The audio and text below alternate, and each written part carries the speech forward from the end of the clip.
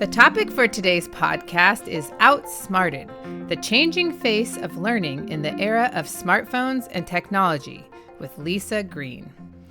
Our quote for today is from Lisa Green in her book, Outsmarted, the changing face of learning in the era of smartphones and technology. She ends the first chapter writing, "Call it the introvert economy or the attention economy. All signs point to the fact that smartphones, social media, and technology have us interacting with screens more and with one another less." Whew. All right, Winston, Paul, what do we think? So I'm one of those people who are like, oh, I'm so old. I remember running around doing these things with my friends. And I think that is what's holding us back from being able to support students as they interact with a world that's going to be wildly different from our childhood and any of our learning years.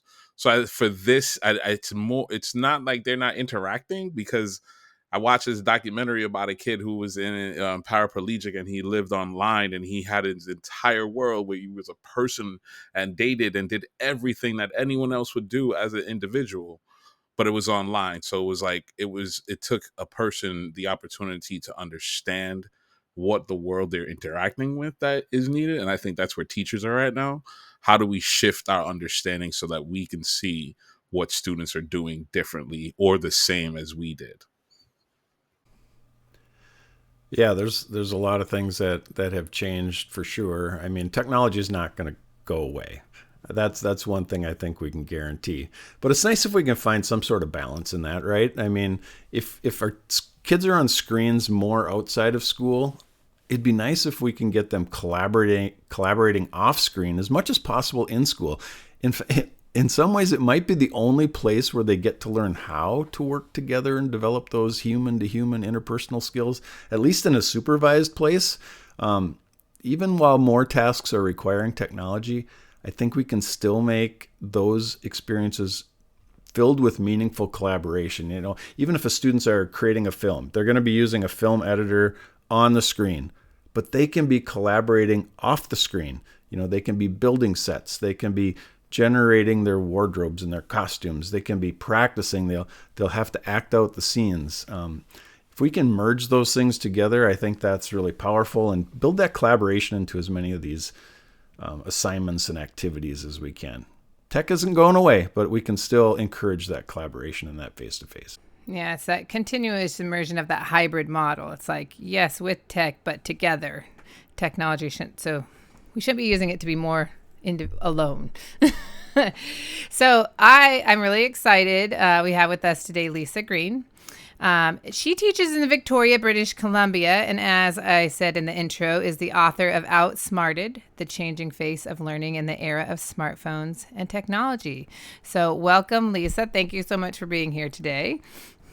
Thank you so much for having me. I'm excited to be here. Yeah. So we always like to just ground our audience with who our guest is. So if you could tell us a little bit more about yourself and maybe your journey in education. Sure. Well, my journey in education probably started when I was voted most likely to be a teacher in my high school yearbook. And of course, I fought that and went into film and various different things, but it was always coaching. I think my teaching is rooted in a coaching background, and I spent years coaching basketball, and it was coaching that kind of pulled me back into saying, yeah, you know what, I think perhaps all my peers, my family was right. I should go into teaching. I should be a teacher. They've seen something in me that I just kind of decided I wanted to find out for myself. And so that's really where it started. I think I'm rooted in a coaching background. And when I came into teaching, I currently teach English and Spanish, and right now mostly Spanish. And I look at the classroom from a coach's perspective. Is always, how do I coach these kids to kind of be better? It's not just about what I'm teaching them, so it's always my lens. So I think that's really what it's rooted in for me.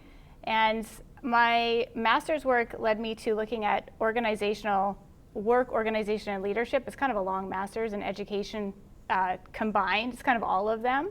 And I just fascinated with organizational psychology, and I think we need to look at the education system from that organizational psychology perspective a little bit more, especially these days. So that's hopefully that answers your question. Ooh, I'm excited to dig into your brain. And as a mother of about to be two 12-year-olds and a 13-year-old, I feel like I'm going to learn a lot today. So we'll dig in just, based on your book and some of your work. What impact do you think cell phones and technology have on teens today, especially in the classroom? I think that the biggest change is how they learn. I think that's the biggest change. I think it's about how they acquire information, how they retain that information, and how they're delivering that information. So I think the largest change when it comes from like a teaching perspective to see on students is it's impacted their learning in a big way. So here's the thing. This question I'm going to ask because as a dean of students in a middle school, it is one of the hardest things that we have to deal with is trying to get the kids off their phones. Okay, so as you can hear the frustration in my voice, but again, you could back in the day I was in my headphones listening to hip hop, so I was also distracted. So my question to you is like, how might teachers manage the distractions of cell phone and technology in the classroom as ways of supporting student engagement? Okay, so this is a big question because I wish, Winston, I could tell you the magic answer that would have all students putting their phones away. I wish we could. In BC, we came down with the no cell phones in the classroom rule, right, across the province. But of course, that falls on teachers, as it always does. And like anything, it's at this point of the school year, I'm seeing it in my own classroom, I'm seeing it in other people's classrooms. It's just, we're at that point now where we're exhausted because it's fallen on us to always police this. And of course, teens have just kind of waited us out with it. So, it's at some point they're always using it. So I think, and I tell my class this, it shouldn't be about me having to police you and having to manage your phone. It should be about me teaching you how to manage your phone. And so I think if we come at it from the perspective that we're teaching youth today to have a relationship with this device, how do they have this relationship with this device? Is it, mastering them, or are they mastering it? And I don't think we're doing enough of it. And I think that I don't know where they're going to get that if not school. So I actually think we need to build it into the curriculum. And it sounds bizarre to build something into a curriculum of how to manage your phone. But when you think about how much our phones dominate our lives, where are they learning to do this? And I think parents have kind of thrown their hands up in the air a little bit with it too. And honestly, if we're all being honest, our phones, we misuse our phones as adults too. So I don't know if this has been there and we've really spent time saying, how do we manage these devices? How do we self-control? How do we put it to the side and focus? So with my students, I really try to build in. I say to them, okay, right now, I'm going to give some examples. Right now, we're going to be working on a project. And I know that your phones are a distraction for that project. You're going to want to look up information on the computer. You might be looking up on a screen. So we'll talk about screens, not just phones. But how do we stay focused on the project? And it sounds really simple, but it has worked. I've given my students a breakdown of a to-do list. So here's a project. For example, this week, they're working on a project and they're diving into the food culture of a Spanish-speaking country. It's a pretty large project when they just kind of step back and look at it. And when I say that students have changed the way they learn, one of the things I think that has happened is, I've certainly seen it, is they get overwhelmed very quickly with especially large projects. They're not sure where to begin with this. And I think that's because they're so inundated with so much information all the time. So I tell them, step back, let's do a little to-do list. Today, you have 55 minutes, and I want you to break down what we're going to get done in that 55 minutes. I want you to pick a topic, number one. We're going to check that off. I mean, it sounds, again, so simple, but sometimes I've seen students sit there for 45 minutes and you walk up to them and they're like, what have you done? And they haven't even chosen that topic. So pick your topic. Okay, great. We're going to be able to check that off. Next, we're going to focus on, let's choose a slide deck set, for example. Let's focus on the theme of this. And maybe perhaps today we start our research. And within our research, what are the things we want to look for? Maybe we start gathering images, we start gathering sources, but we have 55 minutes to do these 4 or 5 things, and we have a checklist to get them done. The checklist has not only created a sense of urgency for the students because they have this time frame for the classroom that they want to get this done, but it gives them the sense of accomplishment when they get a chance to see it checked off. And that is tapping into that sensor of the brain, that dopamine sensor of the brain that the phones have already like heightened for them.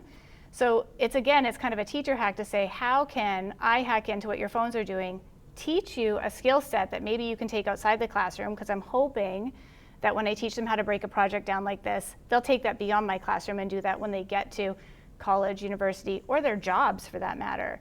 So I'm showing them that your phones, if you do this, you could be distracted, but let's come back. What's going to keep you focused? Maybe it's a task list. Maybe it's a timer going on that you've got 10 minutes to focus on this piece. So I'm always trying to provide skill sets to show them how to manage that phone themselves. And of course I'm there policing it, and we always have to be, but I just think when they step outside my classroom, I'm not going to be there. Their parents aren't going to be there. They need to learn to manage this piece on their own, so maybe some of the guidance that I give them with those little tasks will help. Sorry, that was a long answer. No, that was a perfect answer, because like I'm truly like even thinking about myself. It took me a long time to learn prioritization, how to put those things together. That was something that I had to go experience. So like, again, we weren't overwhelmed with information. So having students know that is a valuable answer. Thank you. Yeah, and I love that you point out that the parents, I mean, us adults, we, not them, but us, we struggle with the same thing. And, we get frustrated with ourselves probably sometimes. So despite all these potential concerns, technology, as I mentioned kind of in the opening, it's here to stay. And it does bring opportunities. So I'm curious, what do you see as the potential benefits of that technology in the classroom? Oh, I think technology has opened up accessibility for so many students. I mean, when you think about how, the diversity in our students' learning abilities, and tech has kind of led the gateway now for that intro way to like different students, different learning levels, and being able to showcase their learning in different ways. I mean, technology is such a broad thing to say, so if we were to like focus on something specific, like maybe ChatGPT, which is of course the hot piece right now, I'll say that, when I look at something like that, which I think is a little bit controversial, although I listened to your most recent podcast with Dr. Catlin, and she was looking at, how we use that tech, and I think she had a lot of interesting things to say on that. But I think that, and I think she mentioned things like this, but if we look into how we can use like a ChatGPT as a gateway, or like let's say there's four levels of which you can enter in, and it's going to allow you to enter in at different levels. I tell students, kind of the story of the analogy I give, and I promise it'll come back when I go back to my gateways, but I tell students, if you think about learning as like a mountain or like a journey, which I say a lot in my book, and you think about taking, a tram up that mountain, that's the ChatGPT tram. You're just going to take that straight to the top, and sure, you're going to get there a lot faster than everybody else. But the person who's done the hike, who's taken the journey along the way, when you think about all the things they've like learned and earned to get to that top, it's very different. When I get to the top and I've done the work, I maybe stopped and I had to take some extra time at the understanding composition level or whatever it happens to be. But I know that at the end I might be tired. I'm going to be stronger. I'm stronger than the person who took the tram. And so I just try to like explain it in a level of like, okay, you're right. It's not really a cheat. It's just I got there faster, but I'm kind of cheating my skill sets if I take it this way. So if we look at this mountain is, this ChatGPT journey, and we think we have students who, the essay or a composition piece, a writing piece is overwhelming. And I'm going to use this as my example because I think it's the number one use that students use ChatGPT for right now is to get a piece of composition written. There's lots of other things besides like a tutor guide or a study guide. Today, I even told some students when they were asking me a concept in Spanish, and I said, you could ask ChatGPT if I'm not around how to show you that concept, and you could even say to it, can you explain this to me at a grade 5 level? Can you break it down to a level where maybe I'd understand it? And students are like, I haven't really thought about that yet. And just showing students, you can ask this technology to help tutor and teach you.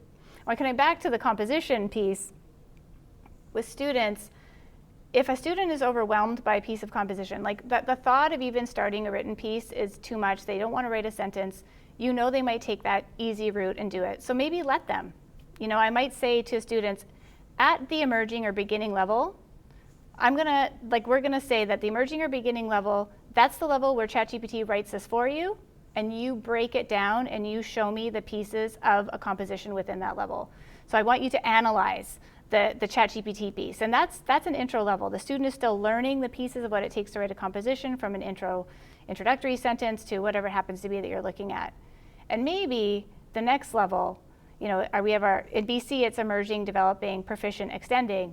So maybe at that developing level, it's asking ChatGPT to help you look at writing an outline or that thesis statement. So now you're kind of scaffolding.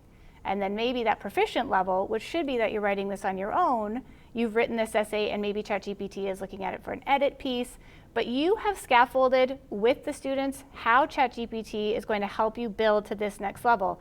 The ultimate point is to get to the top of the mountain, which is not using anything, no ChatGPT, that's your proficient level. Perhaps your extending level is going over that now, writing that next level essay with, the type of word choice you're using or the sources you're looking for or whatever it happens to be. But I think when we look at technology, it's allowing us to teach students in ways that honestly for me as a teacher before, I did struggle with. Like, how do I teach that student who's at that emerging level essay structure to that student who's at that extending level? And now I have kind of entry points to help those students with it. So I think that's the example I'll give. I know that's, again, a long description. No, I really appreciate, and I love the visual. I love the mountain example. I will be stealing that from you with the tram. I can just imagine. But it really, I know I work with high school students, and it's constantly trying to explain that short-term versus that long-term gain, which you explained, I feel like, really well with that analogy. So I will be using that because it's hard for them to really understand, especially when they haven't been on the world that long and they think they have. Your perspective changes as you get older. So that's kind of in your, especially with composition, day to day, and composition can be assessment, but how do we think technology might impact assessments, or how might we leverage tech to design effective assessments or, diverse assessments? Technology has changed my assessments in a lot of ways. It's actually made my assessment more personalized. So my assessment got more personalized through COVID, and it's stayed that way because of tech, and I'm going to explain what I mean by this. But I think with access to so much tech and students using tech within their learning, sometimes it's hard for them to demonstrate what exactly it is they have done. That is they showcase what have I exactly learned, right? Because they're using tech so much. So I start my courses each year now with a bookend assessment. I have these 2 assessments that I do, and I choose certain skill sets that I want students to build on over the course. And I know, teachers know, we know what skills we're having students do over the course. So I might say, I'm going to do, and I could say this for writing or for Spanish, but we're going to do a written assessment. I'm going to give you an image to write to. You're going to have 10 minutes, and you're just going to write what you know. And that might be a sentence, and that might be 5 sentences, it might be a paragraph, but I just want you to show me what you know currently right now. And I hit them with this that second day of class, so they're doing this right away. And we've done these things because we might have done them before to kind of just see, again, a diagnostic of where students are at, but I actually keep these. So I kept these at the front. I keep them, I look at them, where are you sitting? And I've got that in writing. We do one in listening. In Spanish, it's easy to just break those skill sets down like you would a language skill set. So reading, writing, listening, those skills. And then I keep them. Like, I have them stacked right now to the side of my room, and I can go and I can grab them. At the end of the semester, we're going to do them again. And they're going to showcase their learning. And so what I have seen from students from this is, here is where I started. Here's how much I could write, perhaps 2 or 3 sentences. My Spanish was okay, or my English level was okay. And at the end, they're writing, a paragraph. And I've given them the same amount of time, maybe just a different image, but something I know that is similar but different. So it's still showcasing that skill set. And why this matters in a world of tech, in the language classroom, we've always dealt with tech more so because they could use translators. So if they have relied on that tech to do the work for them, I'm not going to see the growth. They're not going to see the growth. So in the end, if they're showcasing that growth, you should see, like, they're so proud of themselves. I'm proud of them too. They actually are learning. And so I'm personalizing that learning, one, when they can actually see it. So it's totally non-tech based. They're not allowed to have any tech when they do this. It's like, I also call it like an alone in the woods. It's me and a pencil in my brain. I'm not allowed anything else. If they know they're doing this kind of assessment and they know they're going to showcase their learning from where they started to where they ended, they're a lot more apt to actually do the things, because I show them from year to year, well, maybe you relied on tech a little bit too much here, right? You can see it. Adding to that, I also do conferences. I do student conferences at the start and at the end of the year. And I conference with my students and we talk a little bit about individually, which takes a lot of time, but it's crucially important because I learn a lot about the students, and I talk to them about those assessments and I talk to them about it at the end. So when we sit down together, we can look at them and they see it and they're like, yeah, I had no idea I learned this much. Like, they're so proud of themselves. And the students that don't do that, I can easily say, do you think maybe you used tech a little bit too much when you were doing? Yeah, maybe. And they're honest with it, right? So I think tech has changed my assessment in the way that I've actually gone back to like kind of old school assessments and made it almost more personalized. I love that. I love because like the last two questions from me like has felt like a deep dive in what's troubling my teachers and my students, right?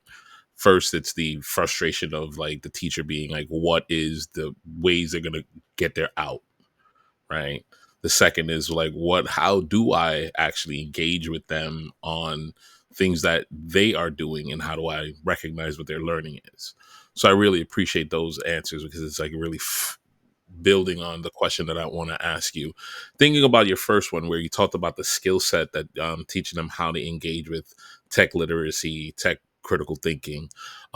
What skills do you think students need to be successful in today's classroom? And how might we help them develop those skills, continuing your process in like recognizing it's not a no, it's a how?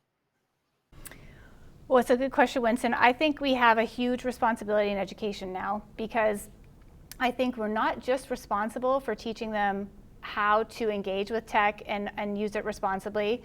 I think we're also having to teach them how to interact and socialize. And I think, Paul, you had mentioned this, right? Like, school has become a place where that socialization piece is crucial. It might be the only place students are doing it now, as you said. And I think that's kind of the responsibility of school. I think I think all educators need to look at what education is now.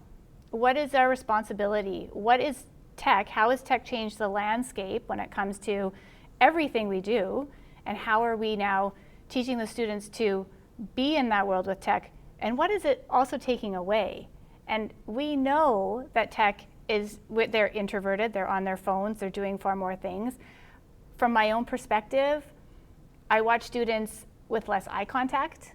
Like, they get, we certainly have students who cannot do any presentations, right? The anxiety levels for that have gone up like in a huge way, because they just don't know how to interact with one another. And I've also seen this, when I go out and I'm just in life trying to buy something at a store and I have a young person trying to like help me. And I think sometimes I'm right here, can you look up? And it's not, they're so used to looking down. Honestly, it's not that even that they're on their phone. They're so used to looking down, and eye contact makes a lot of people uncomfortable, more so now than ever. How do we get students? I mean, that side of life, I hope, will never go away. Right? So how do we help students engage on that level? And I think it's our responsibility to do more group work now, to do more social interaction in school than we ever did before. Because the tech and phones and computers are going to take care of some of the things like, that all of those things we need for the online stuff. But they're not learning. And some students, whether you have an only child or they just don't even engage very much at home, we need them to learn how to talk to one another. We need to know how to have discourse with one another, how to argue and listen to one another. I mean, Lord knows we know our society needs us to listen to one another a lot more. And I don't know where they're getting that from. It's certainly not coming from online. So I think the responsibility of educators and the institution of education needs to look at what we need individuals in society to have and up that game a little bit. All right, so let's say we take on that responsibility.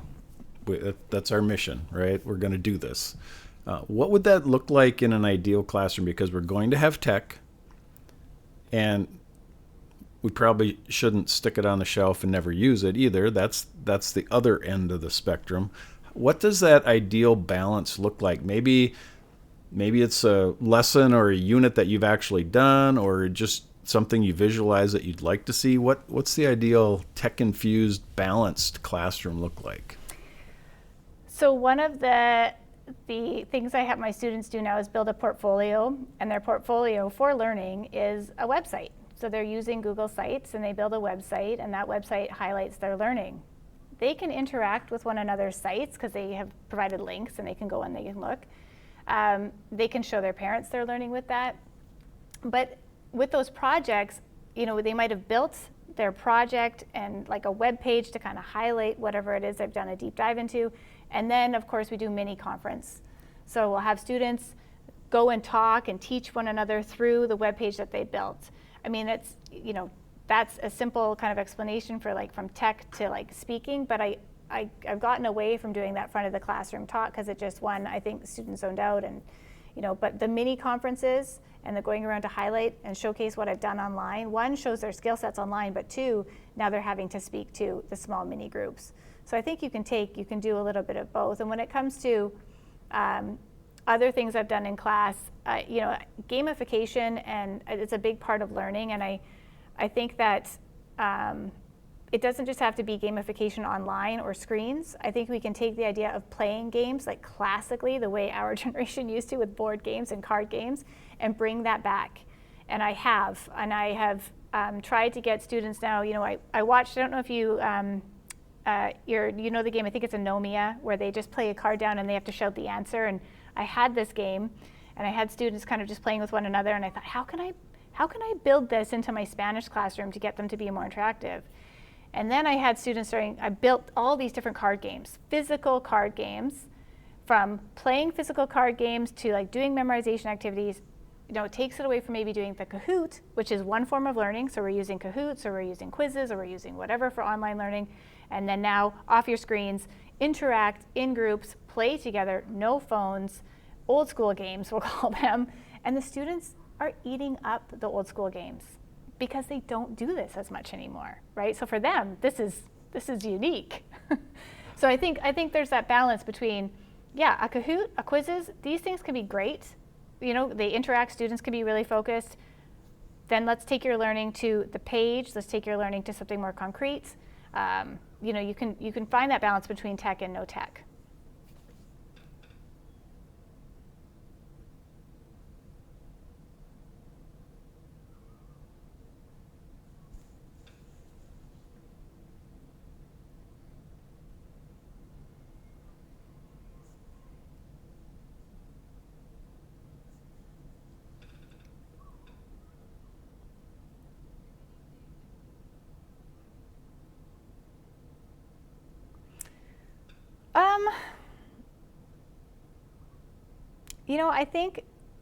I think I'm just going to continue to comment a little bit on how we need to look at, I don't know what class it fits into. I mean, I think the biggest struggle right now is how we fit the understanding of social media, of algorithms, of our phones, how we fit this into school, into a school curriculum right now.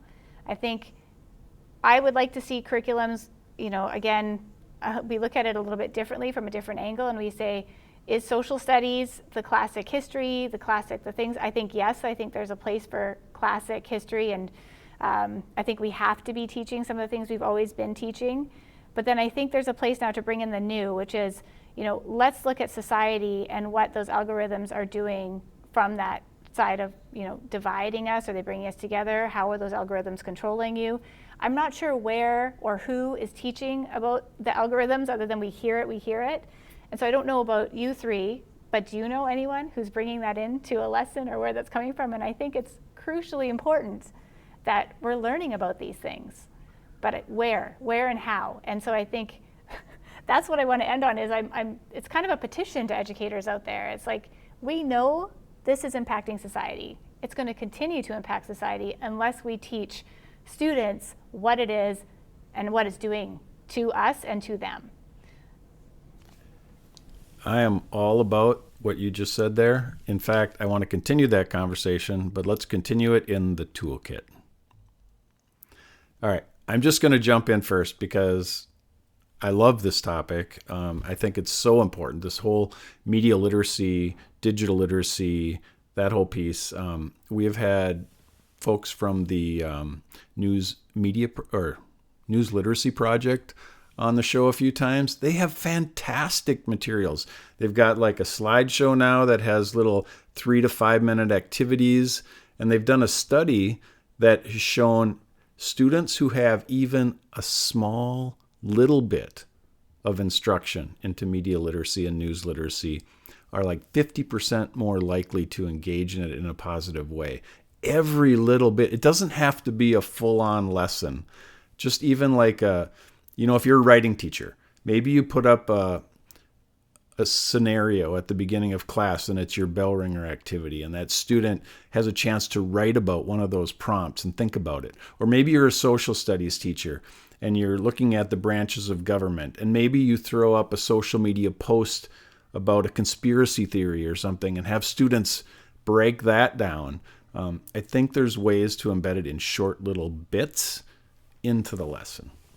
There's my toolkit. Rena, Winston, what do you guys got? Well, kind of on that same note, we talked about News Literacy Project, and then there's always the free access for really educators and parents for Common Sense Education, which have a lot of resources. And what I've loved as well, they've also taken a lot of their lessons, because let's be honest, we don't all have 50, 60 minutes, and they've minimized them to be these 20-minute little lessons, which are a lot more digestible, that are really helpful. I know with my own kiddos, we're on spring break, and I'm told them all that we have to do Digital Citizenship Week because I have a pair of twins that want a phone really badly, and I refuse to give it to them until they engage in my course. So they are all agreeing. And then I also, even like AIEDU has some of their stuff, and they have, I forget what they're called. Maybe y'all can remember. They're like bell ringers, but they're like 5 minutes long. Just like a quick engage in them quickly. But it can really fit, as Lisa pointed out, every single content, every area, classroom. We need to be infusing it, because as I constantly say, it's not a vaccine. It's not a one time and you're done. It constantly has to be. And technology keeps, advancing and changing as well. So we need to keep up with it. Winston, toolkit. I'm really loving the idea of designing the assessment and the assignments to where students need to access smartphones in a way that's productive, right? Like, I'm really digging that idea, right? Treat it like the old Encyclopedia Britannicas, right? At some point, you needed to dig into something to find out a little bit of information to help you build out what you're thinking. I'm not the best at organizing my thoughts.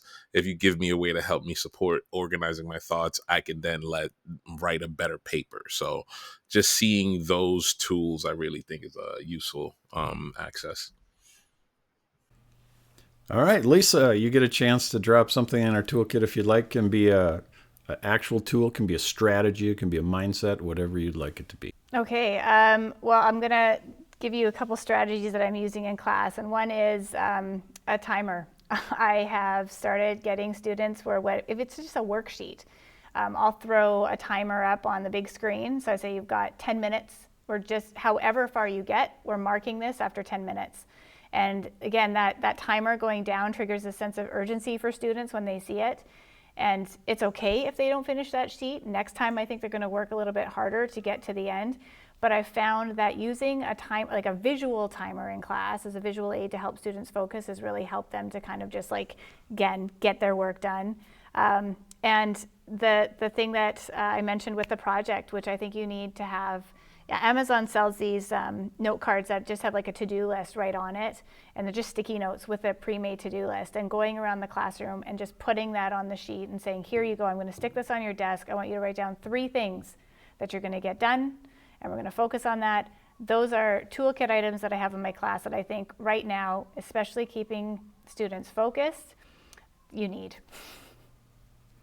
Awesome. And this perfect opportunity just to put in a plug-in for AVID Open Access on our website. We actually have 3 different sets of digital timers that we've created. They're YouTube videos, so they can be embedded like in a Google slideshow. They can be right on the screen as you're going. We've got everywhere from 1 minute to 60 minutes in 3 different styles. So if that's something you're looking for, avidopenaccess.org. See, Perfect. I'm always down for a plug because that always leads an easy segment into what's that one thing that you're still thinking about? What's your one thing? So as we think about our one thing, just could be like something that you said, Lisa, I got a bunch of things that I'm thinking about because you said a lot that I loved. But I'm gonna ask Paul and Reno, like, what's your one thing? What's going on in your mind?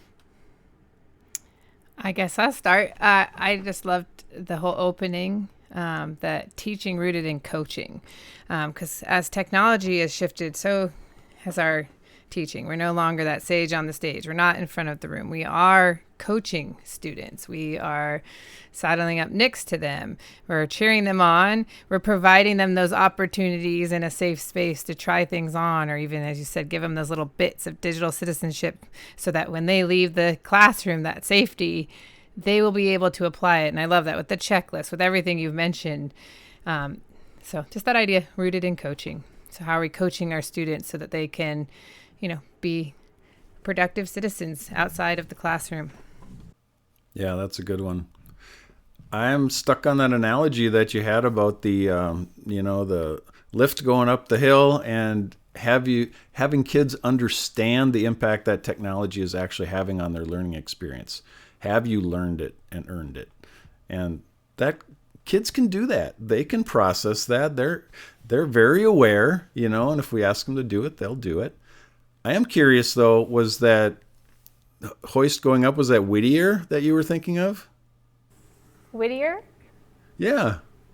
Isn't that in British Columbia? Whistler?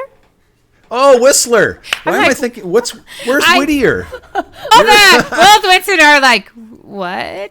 I'm getting my That wasn't W's just mixed me. up. Whistler. Yes, Whistler. I'm like, Whistler is really close to us. Like, I can drive to Whistler tomorrow. That's what I was thinking of, Whistler. Was that what you're envisioning with your trolley up the hill? Yeah, I think I've always pictured myself in like a place that's either here or in Switzerland. One of those like you really just want to take that tram. Nobody wants to climb that mountain because it looks too intimidating. I feel you. No kidding. I hear you. So the one thing that I'm still thinking about, and you said this earlier, I think you said it in passing, and it stuck with me.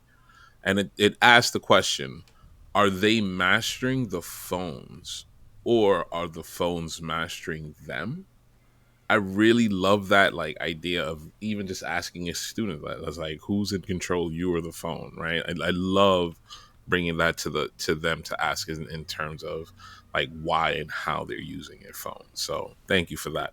So I'm going to turn it to you, Lisa. What's the one thing that's still in your brain, or you wish you had said, or just I think, Winston, it's right from the start with you. You mentioned this generation gap we have with students and how hard it is for, teachers right now who did not grow up with these phones and these screens, how we socialize. I think it was like MSN Chat Messenger, right? It was like the closest we can get to, and I remember how excited I was to have that messenger chat, right? But I think that we still need to look at students and say, okay, this gap is bigger than it's ever been before because technology has pushed it, and have those professional developments that say, I recognize that it's different, and I'm not necessarily, our generation's not necessarily right. However, we do know the things that we feel were important from what we took away that we don't see them doing, that we know we still need. So I think that's having those kind of talks. But that generational gap piece, it always has me thinking about, I don't have to be right about this. I know it's just different for you. Well, I have to clear the air. Whittier is in Alaska. Okay. I had to use my technology. I had to take the trolley to Wikipedia and help remember where I was. Whittier's a city in Alaska. I knew I'd been there. Okay, Whistler though. All right, come up for a visit. We'll go on it. We'll go up to Whistler. We'll go the long way. It's kind of on the way. Whittier, Whistler's on the way to Whittier. Just keep going. Oh, I'm having so much fun with this. It's okay, Paul. Trying to reclaim my dignity. He'll never forget again. Ever. I won't. The tram lesson. Yeah. That's right. I know. I'm traumatized. Nice. Well, it has been a pleasure talking with you, Lisa. Just thinking about, I feel like so many of us are thinking about this topic. And so anybody that's listening, if you want to learn more or just get more ideas, check out Lisa Green's book, Outsmarted, The Changing Face of Learning in the Era of Smartphones and Technology. And Lisa, where can they pick that up? It's on all the online platforms, so whatever your online bookstore is, you'll find it there. All right. Well, thank you so much again for joining us today, and hopefully we'll talk to you again soon. Paul, Rena, Winston, thank you so much. Thanks for listening to Unpacking Education. We invite you to visit us at avidopenaccess.org, where you can discover resources to support student agency and academic tenacity to create a classroom for future-ready learners. We'll be back here next Wednesday for a fresh episode of Unpacking Education. And remember, go forth and be awesome. Thank you for all you do. You make a difference.